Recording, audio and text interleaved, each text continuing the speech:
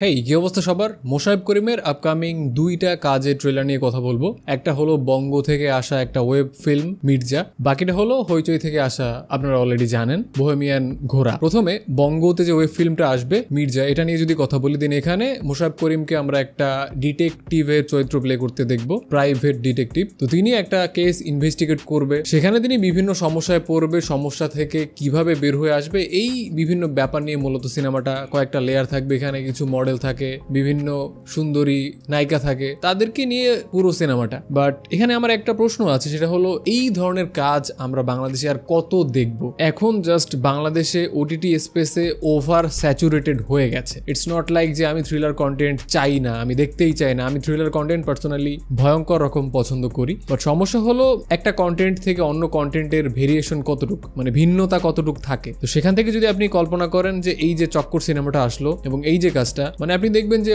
অনেক ব্যাপারে কিন্তু সেম। আমি এই দুইটা কন্টেন্টের সাথে যদি কম্পেয়ার নাও করি, বহু ওটিটির কন্টেন্ট আপনি খুঁজে নেন, এর মধ্যে ভয়ঙ্কর রকম মিল আছে। গল্পে মিল থাকুক, সেখানেও আমার কোনো প্রবলেম নেই। বাট এক্সট্রা কোনো লেয়ার যদি একটা কন্টেন্টে না থাকে, একই ধরনের কন্টেন্ট দেখি, দ্যাটস ওকে। বাট এক্সট্রা কোনো লেয়ার যদি না থাকে দেন সেই কন্টেন্ট আমরা কেনই বা দেখবো? আমি জাস্ট আপনাকে ছোট্ট একটা এক্সাম্পল দিব, সেটা হলো কলকাতায় বিভিন্ন ধরনের থ্রিলার আমরা দেখি, হইচইয়ের হোক অথবা অন্য ওটিটি প্ল্যাটফর্মের হোক। তো সেখানে গোরা নামে একটা সিরিজ এসেছিল, গোরা একটা থ্রিলার কন্টেন্ট। তো সেখানে তিনি একজন ডিটেকটিভ থাকে। তো এই যে কনসেপ্টটা আমরা বহুবার দেখেছি, বহুবার রিপিট হতে দেখেছি। বাট এখানে তারা এক্সট্রা যে লেয়ারটা করেছে বা এক্সট্রা যে কাজটা করেছে, সেটা হলো গোরার ক্যারেক্টারটাকে একটু ইন্টারেস্টিং করে দিয়েছে। এই ক্যারেক্টারটার মধ্যে আলাদা একটা ব্যাপার টেনে এনেছে, যে ব্যাপারটা দেখতে আপনার বেশ ভালো লাগবে। বেশ উইয়ার্ড একটা ক্যারেক্টার, তার সাথে তার বন্ধুর যে কিছু ব্যাপার দেখতে বেশ ভালোই লাগবে। মানে এতবার আমরা ডিটেকটিভ টাইপ কন্টেন্ট দেখেছি, তো এখানে তারা এক্সট্রা যে লেয়ারটা এনেছে, যে ব্যাপারটার জন্য আপনি কন্টেন্টটা দেখবেন, সেটা হলো এই যে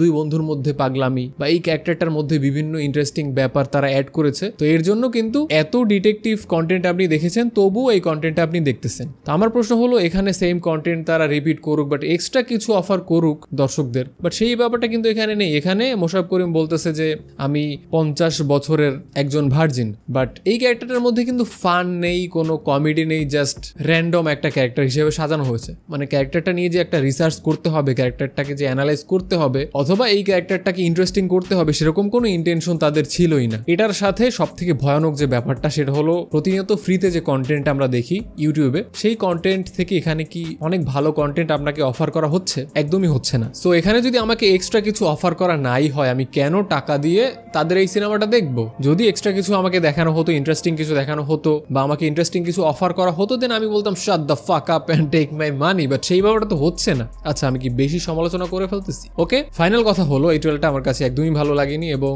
মোশাররফ করিমের এরকম ফালতু টাইপ কন্টেন্ট থেকে 100 হাত দূরে থাকা উচিত। আমি জানি তিনি হয়তোবা এই কাজটা করতে পারবে না, যদি পারতো দেন বহু আগেই করে ফেলতো। তিনি তার যে একটা স্ট্যান্ডার্ড, সেই স্ট্যান্ডার্ডটা ধরে রাখতে পারে না, এবং কেন পারে না সেই ব্যাপারটা আমি জানি। হয়তো সেটা নিয়ে ভিন্ন কোনো ভিডিওতে আলোচনা করা যাবে। এবারে হইচইয়ের যে ট্রেলারটা ছিল বোহেমিয়ান ঘোড়া নিয়ে যদি কথা বলি, দেন এই কন্টেন্টটা কিন্তু ভালো হবে। কারণ এই যে মানুষটা আব্বাস 8টা বিয়ে করে এবং সেই যে বউ থাকে তার, এই যে আব্বাসের বউগুলো থাকে, একজন কিন্তু জানে না যে আব্বাসের মাল্টিপাল বউ আছে, এবং এটা নিয়ে মূলত কিন্তু একটা কোন্দল শুরু হয়। এবং এই ব্যাপারটার সাথে তারা এক্সট্রা যে কাজটা করেছে, আব্বাস কিন্তু একটা ক্রাইমে জড়িয়ে পড়ে, সেই যে একটা লেয়ার, সেটাও কিন্তু এখানে টেনেছে। এবং ফাইনাল যে ব্যাপারটা, সাদিয়া আয়মানের ক্যারেক্টারটা, সাদিয়া আয়মান তার যে বউগুলো থাকে তার মধ্যে সব থেকে সুন্দরী থাকে। তো এই ট্রেলারটা যদি আপনি ভালোভাবে দেখেন, এই ট্রেলারটার মধ্যে ইন্টারেস্টিং কিছু ব্যাপার আছে, সেটা হলো কমেডিটা খুব ভালোভাবে ওয়ার্ক করবে এখানে। ঈদে এত কন্টেন্টের ভিড়ে এইটা জাস্ট লাইট একটা হালকা ফুলকা কন্টেন্ট হতে যাচ্ছে। এখন এই কন্টেন্ট নিয়েও আমি সমালোচনা করতাম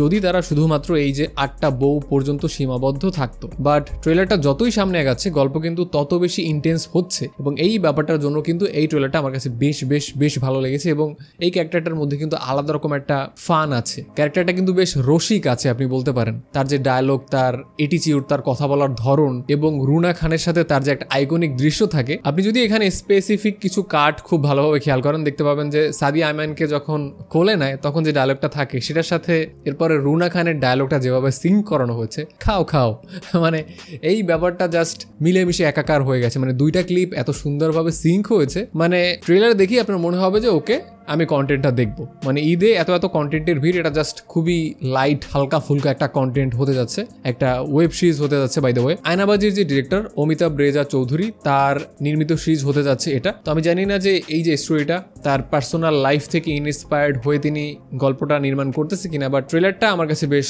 ভালোই লেগেছে। তো এই ছিল বোহেমিয়ান ঘোড়া নিয়ে আমার মতামত। এই দুইটা ট্রেলার যদি আপনি দেখে না থাকেন, দেন ট্রেলার দুইটা দেখতে পারেন। বোহেমিয়ান ঘোড়াটা বেশ ইন্টারেস্টিং হয়েছে, মির্জা ট্রেলারটাও আপনি দেখতে পারেন এবং আপনি জানাতে পারেন যে এই দুইটা ট্রেলার নিয়ে আপনার মতামত। ভিডিওটা দেখার জন্য অসংখ্য ধন্যবাদ। যদি আপনি এই চ্যানেলে প্রথমবার হয়ে থাকেন, দেন অবশ্যই চ্যানেলটি সাবস্ক্রাইব করে দিবেন। আপনার সাথে দেখা হচ্ছে খুব শীঘ্রই। Till then, tata.